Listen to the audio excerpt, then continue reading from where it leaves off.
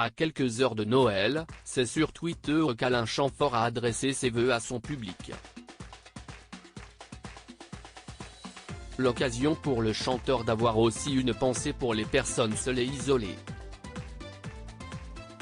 C'est l'un des visages de la chanson chic. Alain Chamfort a côtoyé les plus grands noms de la chanson française. Dès son plus jeune âge, Alain Le Govnik, le vrai nom d'Alain Chamfort, se tourne vers le piano, et se passionne pour la musique. En 1966, il prendra la décision de fonder le groupe Les Mods, avec Bernard Carl et Jean-Pierre Alarcin. Ces derniers ne côtoieront pas le succès, mais seront remarqués par Jacques Dutronc. Alors qu'il signe un véritable succès avec Et moi, et moi, et moi, le père de Thomas Dutronc propose au groupe de l'accompagner lors de l'enregistrement de plusieurs émissions de télévision.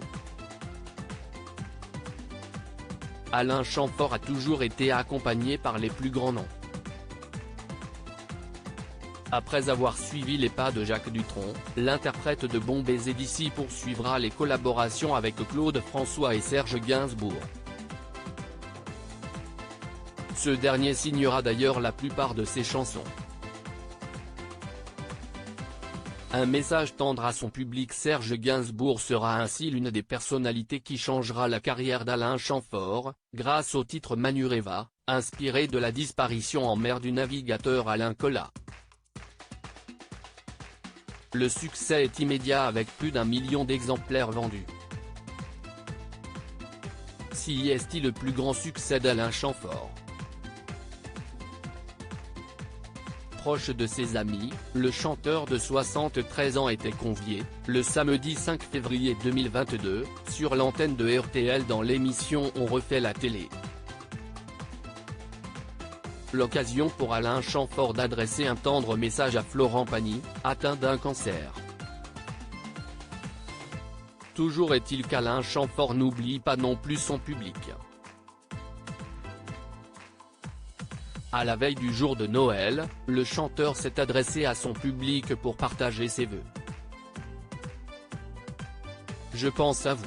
Que vous soyez avec des gens que vous aimez, vos amis ou famille, ou inversement, un peu plus seul et isolé, je vous souhaite de belles fêtes de fin d'année. Je vous embrasse très fort, témoigne ainsi le chanteur, avec son chic habituel, dans une vidéo postée sur Twitter. Dans les commentaires, les internautes sont unanimes, ils le remercient, et mettent en avant sa bonté. En cette période de fin d'année, son public a besoin de bonnes ondes.